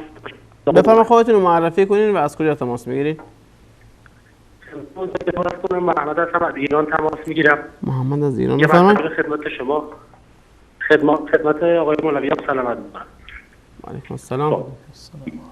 یه مسئله خدمت شما عرض کنم. شیعه هستم، افتخارم میکنم شیعه هستم. اول خدمت آقای مولوی عبدالقدوس عرض کنم که واژه اسمت را برای من تعریف بکنن. اسمت یعنی چه؟ و آیه 33 سوره احزاب که آیه تطهیر هست و در وصف انبیا متمرکز شده، آیه تطهیر هست، این آیه مساقش رو حول چه محوری میچرخه و عصمت انبیا رو مشخص کرده، عصمت اهل بیت رو مشخص کرده. 5 تن آدابا و روایات صحیحی که داریم، آیا این عصمت آنها را مشخص نمیکنه؟ آقای قدوس چقدر تحریف میکنی، چقدر واقعیات را. دوست عزیز لطف کنین، دوست عزیز لطف کنین ادب لطف کنین ادب رعایت کنین، سوالتون رو مطرح کنین، مشکل نیست. خب نه چرا انصاف رعایت گوش کن دوست عزیز، لطفا انصاف رعایت کن، انصاف رعایت نکن. شما دوست عزیزی که پیرو آقای هلی و مجلسی و کلینی و مفید و بقیه هستی، اونهایی که بعد قائل به تعریف همین قرآن هستن، چجور میخوای از این قرآن استدلال کنی؟ گوش کن به من گوش کن یه دقیقه به من. گوش میکنم دوست عزیز، نگاه کن. اگه قرار باشه توضیح خوانده سوالشون مفهوم است، سوالتون کاملا واضحه، نیاز نیست که شما بیادبی کنید. لازم نیست اون فحاشی‌هایی که بهتون داخل حوزه علمیه قم و بقیه یاد دادن بیاید اینجا جز پشت منابر اهل سنت. گوش کن به من. شما میدونید حدیث صحیح از نظر علم شیعه یعنی که؟ آره اون ماروا نگاه کن، حدیثش صحیح از دیدگاه شیعه. گوش کن عزیز باشه آقا، حدیثی که از کلام معصوم باشه حدیث صحیحه. دوست عزیز آقا محمد لطف کنید اون تعریف، آقا محمد فقط از یک سوال دارم، اون تعریفی که رجال شیعه و محدثین شیعه برای حدیث صحیح ارائه دادن اونو بگین تا من بنویسم ببینم همون هست یا نیست. بفرمایید. بله، به حدیث صحیح گفته میشه که از کلام معصوم باشه، مثل کلام اهل بیت علیه السلام و خاندانی که از عصمت و طهارت. خیلی ممنون، خیلی ممنون. گوش کنید، کاملا تعریفتون اشتباهه. از دیدگاه شیعه اصول، گوش کن عزیز، شما که شیعه هستین بحث حدیث صحیح و ضعیف و بقیه نمیدونی، چجور میخوای از مذهب دفاع کنی؟ از دیدگاه اصولیینش گوش کن دوست عزیز، گوش کن دوست عزیز، گوش کن. تعریف حدیث صحیح رو تو گفتی، الان من میگم، من که یک سنی هستم و هیچ ربطی به شیعه ندارم، نه به زیدیش، نه به اسماعیلیش، نه به هیچ کدومش، نه حتی به اثناعشریش. تعریف حدیث صحیح از دیدگاه اصولیین شیعه، اصولیین مثل آقای شهید ثانی، مثل آقای فعلی که شما دیگه پیروانش هستین داخل ایران، حدیث صحیح از دیدگاه شیعه به اون حدیثی میگن که تمام روات آن عادل، امامی 12 اثناعشری باشن و گوش کن ثقه باشن. گوش کن تعریف کنم. دوست عزیز تو که تعریف صحیح رو نمیدونی چرا اون اینجا داغ میکنی؟ تعریف حدیث صحیح از دیدگاه شیعه ما رواه العدل الامامی الضابط من الی منتها، از اولش تا آخرش باید راویش اول 12 امامی باشه، کمتر از 12 امامی قبول نیست. باید عادل باشه که اصلا آقای حر آملی در کتابش میگه نادر است که ما راوی امامی عادل داشته باشیم و همچنین ثقه باشه. تو یک حدیث بیار از هر کتاب شیعه میخوای بیا، فقط با همین تعریفی که خودتون گفتین. آقای حر آملی هم به این اعتراض کرده که آقای شهید ثانی هم تو کتابش آورده. شما بیاین یک حدیث صحیح در هر مسئله میخوای ثابت کنی، بر هر بحثی میخوای ثابت کنی، بیا ارائه بده. اگر واقعا تونستی یک مسئله، یک حتی مسئله فقهی، نمیخوام اصولی، بر همین اصطلاح تعریف حدیثی که شما آوردین میتونی ثابت کنی؟ حاشا و کلا، نه تو تونستی، تو که جوجه هستی. حتی این قزوینی اونا که هیچی، حتی حر آملی، حتی آقای مجلسی، حتی مفید، حتی اونورتر رو کلینی و هر کسی که باشه نمیتونن. حتی امام زمان تو که معصومی به والله قسم نمیتونه. واقعا جناب استاد چی بگم به اینها؟ داد میزنن که از کلام معصوم باشه. خب شما کلام معصوم شما که گفتید دیگه، حرفی رو نگذاشتید دیگه. بزنید جناب استاد چند تا بینندگی هم بگیریم اگر چه وقتی هم نمونده، 15 دقیقه شده. در مورد اسمت من توضیح بدم در مورد این فرموده آقای نمیدونم اسمشون کی بود، محمد از ایران گفتن.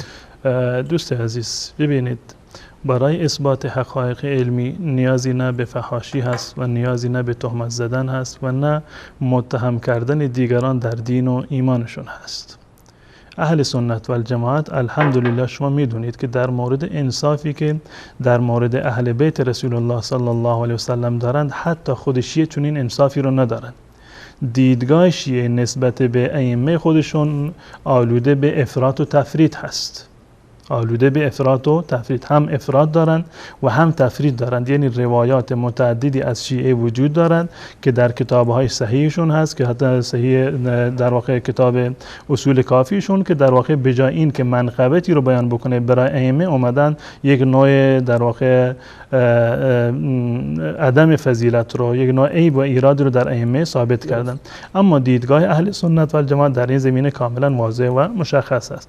آیه 33 سوره احزاب که در واقع الله متعال خطاب به همسران رسول الله صلی الله علیه و سلم دارند، این آیه کاملا مشخص هست که الله متعال در این آیه چی میخواهند و چه چیزی رو در اینجا بیان کردن.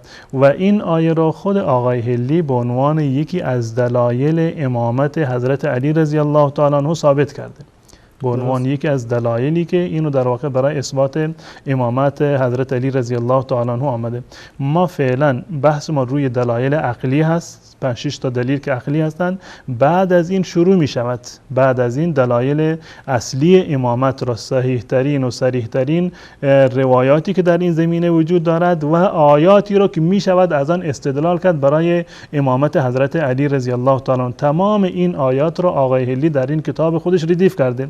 ما انشاءالله یک به یک این آیات را بررسی میکنیم از دیدگاه شیعه و از دیدگاه اهل سنت و الجماعت، تا اینکه ببینیم واقعا دلالت بر امامت دارند یا دلالت بر امامت ندارند. آیه رو که شما اشاره کردید، آیه سوره احزاب، این یک آیه نیست، این نصف آیه هست، یک آیه نیست، در واقع یک بخشی از آیه هست. و اگر شما قرار باشه که آیه رو معنیشو بفهمید، حداقل آغاز آیه رو کاملا نگاه بکنید، ما قبل آیه رو نگاه بکنید، ما بعد آیه رو باید نگاه بکنید که در واقع چه مفهومی رو داشته، چه مطالبی رو بیان کرده. این گونه نمی شود و این یکی از مشکلات شیعه هست. در هر جایی از قرآن که باید از آن استدلال بکنند و استدلال میکنند، حتما انسان برای این که هدف شیعه رو از این آیه بفهمد، برای این که در واقع منظور شیعه از اون آیه استنباط بشود، حتما باید آیات قبلش رو، آیات بعدش رو رویش دست بگذاریم تا همین آیه رو اونم با دید شیعه و با تعبیر شیعه نگاه بکنیم تا اینکه بتوانیم یک چیزی رو ازش ثابت بکنیم. باز هم ثابت نمی شود. در این آیه به هیچ عنوان و به هیچ در واقع اصلی دلالت بر عصمت نه علی دارد و نه غیر علی، نه دلالت بر عصمت دارد و نه دلالت بر امامت این بزرگواران دارد. غیر از این وقتی که ما بریم تعریف بکنیم، در این آیه اومده که انما یرید الله لیذهب عنکم الرجس، این رجس رو در روایات صحیح شما به معنی شک گفتن. یعنی در هیچ روایت صحیح شما ندارید که رجس یعنی گناه و معصیت و اشتباه و خطا و نسیان، چون این عبارتی اصلا وجود ندارد. تا زمانی که شما نتوانید معنی رجس را از کتابای خودتون، روایات صحیحتون ثابت بکنید، به هیچ عنوان نمیتوانید که عصمت رو از این آیه در واقع استنباط بکنید. ما این آیه رو به صورت مفصل، هم این آیه رو و هم روایاتی رو که پیرایه این آیه هست در واقع برای اتمام استدلال از این آیه لازم هست و این روایات نزد اهل سنت و الجماعت هست و صحیح ترینشون روایت حضرت عایشه رضی الله تعالی عنها است. ما به خود آیه رو هم بررسی خواهیم کرد، روایاتی رو که در این پیرامین وجود دارد هم اونا رو بررسی خواهیم کرد. یک بحث کاملا گسترده هست و این وعده ما هست با شما که از همین کتاب منهاج الکرامه، وقتی که آقای هلی که برتر از شما بوده قطعا به نحو احسن و بهتری این دلیل رو مطرح کرده و از اون استدلال کرده، این دلیل رو ما انشاءالله همون گونه از کتاب خود آقای هلی مطرح میکنیم، جلوی روی شما میخونیم و پاسخش را حرف به حرف انشاءالله خدمت شما و تمامی بینندگان عزیز انشاءالله ما حتما اینو مطرح خواهیم کرد و این وعده ما هست که در این مسیری که ما انتخاب کردیم، راه در واقع من را برمون راهی که حق و حقیقت هست، بدون افراط و بدون تفرید. الحمدلله به هیچ عنوان ما اینو جایز نمیدونیم که اهل سنت و الجماعت در واقع بی‌عدالتی بکنند یا علیه یک گروهی برای اثبات خودشون در واقع حرف غیر واقعی رو بزنند. هر چیزی هست حقیقت و واقعیت، دلایل عقلی و نقلی که در این زمینه وجود دارد، ما اینا رو خدمت شما ان شاء الله عرض خواهیم کرد. در مورد این که گفتید حدیث صحیح قول معصوم باشد، خب تمام اقوالی که در کتاب‌ها هست قول معصوم هست. تمام روایاتی که شیعه دارن در آخر اینها اومده قال الصادق، قال نمیدونه ابی عبدالله، قال الباقر، ابو جعفر. پس بنابراین تمام روایات شما باید صحیح باشه. روایت صحیح یک اصلی رو داره، اصولی رو داره، روایت مورد قبول و معتبر یک در واقع نکات خاص و شرایط خاصی رو داره که انشالله و این مطالب رو من انشالله در ماه آینده به صورت مفصل خدمت شما انشالله در برنامه‌ای که در مورد مهدی خواهیم داشت به صورت مفصل این موارد رو خدمت شما انشالله بیان خواهم کرد. اما بخشین قبل از که پاسخ اون خواهر گرامی بدین باز یک دو تماس بگیریم چون که وقتی نمونده، فقط با تماس‌ها وقتو به پایان برسونیم. السلام علیکم و رحمت الله و برکاته. سلام علیکم. و علیکم السلام. از کجا تماس میگیرین؟ خودتون معرفی کنین. عبدالله از ایران. از لار. اسمتون؟ عبدالله. بفرمایین. اگه در رابطه با موضوع برنامه صحبت دارین بفرمایین.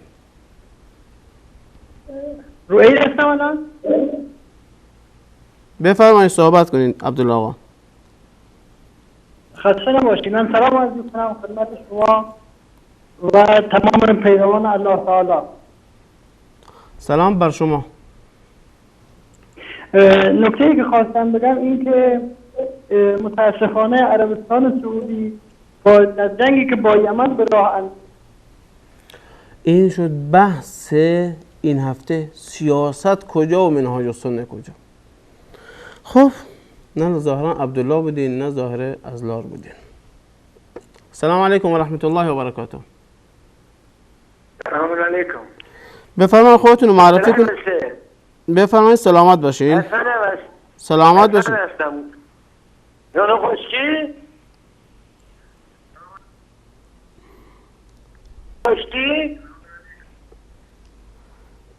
السلام علیکم. بفرمایید خودتون رو معرفی کنید و از کجا تماس میگیرین؟ ولی سلام علیکم. و علیکم السلام و رحمت الله. موضوع برنامه تنشی و سالسین المایکروفون دیگه دارم هستم. دوست عزیز شما که موضوع برنامه رو تا این لحظه 45 دقیقه 1 ساعت و ربع فکر کنم 1 ساعت و ربع پیگیری نکنین، الان من چی در یه ثانیه بهتون توضیح بدم در رابطه با اسمت بحث آقای هلی از کتاب منهاج الکرامه.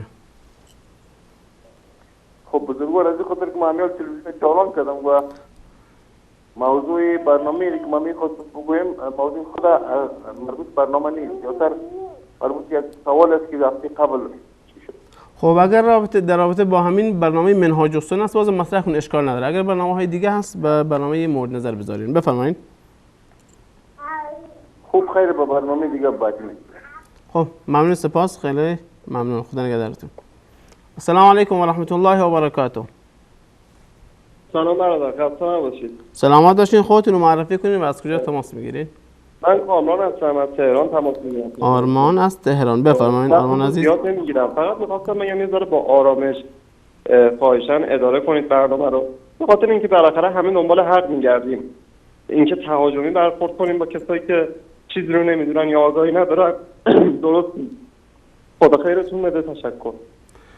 بازم از انتقاد سازنده‌تون خیلی خیلی ممنون آرمان عزیز. امیدوارم که در تمام مراحل زندگی شاد و سربلند و همچنین سرفراز باشین و همچنین در این دنیا و در اون دنیا رحمت حق شامل حال شما بشه. خیلی ممنون، واقعا انتقاد سازنده و بی‌جایی بود. خب جناب استاد وقتی هم نمونده، فکر کنم 6 دقیقه دیگه مونده، میشه که سوال بیننده که یک سوال پرسید یا نه یک تماس دیگه بگیریم؟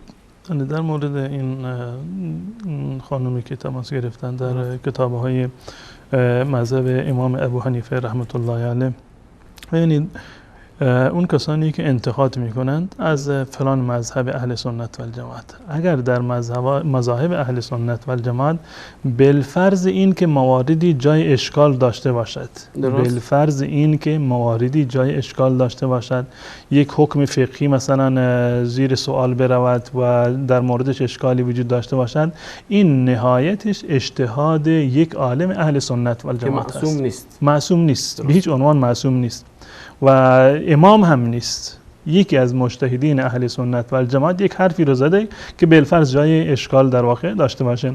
مطلبی رو که ایشون بهش اشاره کردن، چون این مطلبی رو من در هیچ جا ندیدم که اهل سنت دروغ واضح هست که بگن که زن در واقع کالایی هست که و یکی مثل یک متاعی در واقع رد و بدل بشه، بلکه برعکس این ایراد در مذهب شیعه وارد هست. نه از علمای شیعه، نه از مجتهدین شیعه، بلکه در روایات شیعه، اقوال معصومی که در واقع از امام ابو عبدالله امام ابو جعفر در واقع نقل شده.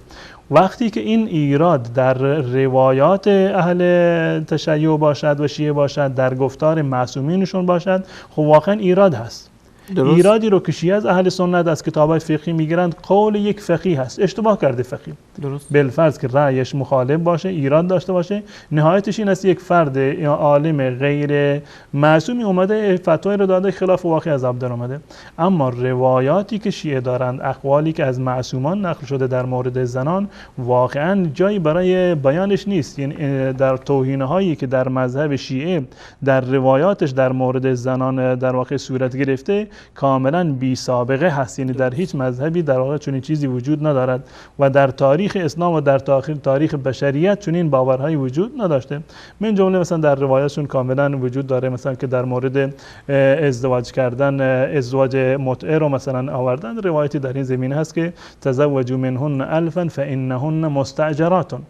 زن را که باید مایه آرامش باشه، شریک زندگی باشه، روایات شیعه نه یک روایت بلکه چندین روایت این زن را به عنوان یک اسبابی که برای کرایه گرفتن، برای اجاره گرفتن، این رو مشخص کردن و تعریفش کردن. این بزرگترین بی‌حرمتی به زن هست و این بی‌حرمتی از چه کسی صادر شده؟ از روایات شیعه، از معصومین شیعه. اگر بالفرض یک فردی از اهل سنت و الجماعت، یک عالمی یک حرفی رو بزنه اشتباه باشه، قول یک عالم هست، اجتهادش هست، بیجا کرده و اشتباه را انجام داده، معصوم هم نیست، مذهب زیر سوال نمی رود. اما اهانت هایی که در مذهب شیعه شده واقعا قابل قبول با هیچ عقل و منطقی در واقع نیستند. قبل از این که وقت کاملا به پایان برسد، چند مورد هست در مورد خلافت حضرت ابوبکر صدیق رضی الله تعالی عنه. من اینو عرض بکنم که در مورد حضرت علی رضی الله تعالی عنه انسان باید عاقلانه و عادلانه باید قضاوت بکند. اگر حضرت علی رضی الله تعالی عنه جانشین رسول الله صلی الله علیه وسلم می بودند، بدین معنی که ایشون تعیین شده بودند از جانب رسول الله صلی الله علیه وسلم، باید برخورد رسول الله صلی الله علیه وسلم با علی کاملا متفاوت می شد در تاریخ و سیره رسول الله صلی الله علیه وسلم. یعنی این که به عنوان با ایشان به عنوان ولیعهد خودشون، به عنوان جانشین خودشون باید عمل می کردند. اما در هیچ مواردی ما نداریم که رسول الله صلی الله علیه وسلم با علی به عنوان جانشین و خلیفه خودشون در واقع برخوردی رو داشته باشند. فضایلی رو که حضرت علی رضی الله تعالی عنه دارد، عین این فضایل رو بقیه اصحاب رسول الله صلی الله علیه وسلم هم دارند. در این مورد مثلا دلایلی رو که برای اثبات امامت علی میارن، بله حضرت علی رضی الله تعالی عنه در جنگ تبوک جانشین رسول الله بوده. خب عین این جانشینی رو رسول الله صلی الله علیه وسلم برای چندین نفر من جمله عبدالله ابن مکتوم در واقع دارند که اصلا آدم نابینایی بوده و چندین نفر دیگر. یعنی رسول الله صلی الله علیه وسلم خب در یک سری مثلا حضرت علی رو جانشین خودشون کردن. خب در جنگ احد، در جنگ بعد، در جنگ خندق و در فتح مکه و در ده ها مورد دیگر که رسول الله صلی الله علیه وسلم از مدینه خارج شدن، کی رو جانشین کردن؟ خب در موردی که حضرت علی رضی الله عنه در کنار رسول الله صلی الله علیه وسلم بوده، جانشینشون کی بوده؟ پس بنابراین این مورد نمیتواند دلیل بر جانشینی حضرت علی رضی الله تعالی عنه باشد. اما در مورد حضرت ابوبکر صدیق رضی الله تعالی عنه ما میبینیم که روایاتی وجود دارد که مطابق با واقعیت هست. یعنی این که رسول الله صلی الله علیه وسلم یعنی مشخص کردن در مورد حضرت ابوبکر صدیق رضی الله تعالی. مثلا روایتی رو داریم یک فردی اومد پیش حضرت رسول الله صلی الله علیه و سلم، اگر بعد از شما اومدم کسی نبود به چه کسی مراجعه بکنم بعد از مرگ شما؟ گفتند که به حضرت ابوبکر صدیق رضی الله تعالی عنه. روایت در این زمینه کاملا صحیح وجود داره در روایات اهل سنت و الجماعت که رسول الله صلی الله علیه و سلم به حضرت عایشه رضی الله تعالی عنها فرمودند که ادعی لی اباک و اخاک حتی اکتب لابی بکر کتابا، پدرت را برادرت را برای من صدا بزنن که من برای اونها یک کتابی بنویسم، یعنی خلافت را برای اونها در واقع بنویسم که لا یختلف علیه الناس من بعدی، بعد از من مردم در مورد اون اختلافی رو نداشته باشند. این تصمیم رسول الله صلی الله علیه وسلم بود. منتها در ادامه ایشان فرمودند که یعب الله والمؤمنون الا ابابکر، الله و مؤمنان کسی غیر از ابوبکر را انتخاب نخواهند کرد. این روایت صحیح است از اعتقاد اهل سنت و الجماعت، در صحیح بخاری هست و در صحیح مسلم در واقع هست. پس بنابراین این روایت دلالتش از تمام روایاتی که برای اثبات امامت علی استدلال میکنند، این دلالتش بسیار قویتر و صحیحتر و شفافتر در واقع هست. و چنین روایاتی در مورد حضرت ابوبکر صدیق رضی الله تعالی عنه یا اقتدا کردن به ابوبکر و به خلفای راشدین، به ابوبکر و حضرت عمر رضی الله تعالی عنه، مواردی از این قبیل در سنت رسول الله صلی الله علیه و سلم ما به صورت فراوان و گسترده داریم. پس بنابراین خلافت حضرت ابوبکر صدیق رضی الله تعالی عنه که جانشین رسول الله صلی الله علیه و سلم بوده، هم دقیقاً همان چیزی بوده که الله متعال میخواست و رسول الله صلی الله علیه و سلم میخواستند و ابوبکر و عمر و عثمان لیاقت خودشون رو و شایستگی رو که برای خلافت داشتن اینو کاملا مشخص کردن. در زمان ایشان امن و امنیت بود، دین اسلام کاملا قوی بود، مسلمانان قوی بودند و شهرها و کشورهایی رو در واقع فتح کردند و اختلافات داخلی در میان مسلمانان و در جامعه اسلامی به وجود نیامده بود. فرقه های گمراه در میان مسلمانان نتونست که سر بر بیاورند. تمام اون اموری رو که آقایون معتقد هستند که امام زمانشون میاد انجام بدهد، همین امور را ابوبکر و عمر و عثمان رضی الله تعالی عنه به نحو احسن در واقع انجام دادند و این دلیل بر لیاقت و شایستگیشان برای امامت هست. ممنون، سپاس جناب استاد، واقعا خیلی زیبا بود، خصوصا بحث اسمت و همچنین بحث های آخر که اشاره کردیم و همچنین توضیح برنامه بود. وقتی نمونده فقط چند توصیه برای بینندگان و برای این خواهری که تماس گرفتن در رابطه با این تهمتی که به امام ابو حنیفه زده بودند. فقط یک توصیه برای تمام دانشجویان و کسانی که سر کلاس های درس چه راهنمای دبیرستان دانشگاه حاضر میشن، یک توصیه دارم خیلی زیبا. الان موبایل دست همتون هست، وقتی استاد بحث رو شروع میکنه شما یه فیلم برداری خیلی کوچک با کیفیت عالی بذارین، فیلم برداری کنین از حرفایی که میگه، شخصیتش کلا واضحه. بعد داخل یک از سرورهای معروف که همه ماشاءالله جیمیل دارن، گوگل درایو معروفه، وان درایو معروفه، آیکلاود مال اپل و همچنین دراپ باکس، مدیا فایل و خیلی سرورهای دیگه است. تو هر کدوم آپلود کنین و به کلیپ آدرس کلیپ شبکه بفرستین که انشالله رسوایی اینها بیشتر بشه. آدرس کلیپ شبکه هم هست clip@visalfa.tv. امیدوارم که عزیزان زیرنویس کنن clip@visalfa.tv. خیلی ممنون و همچنین از بینندگان عزیز و آرمان عزیز هم کمال تشکر رو دارن که واقعا انتقاد سازنده‌ای بود. همه شما رو به خداوند بزرگ میسپارم تا برنامه بعد. خدا یار و یاورتان. خیلی ممنون.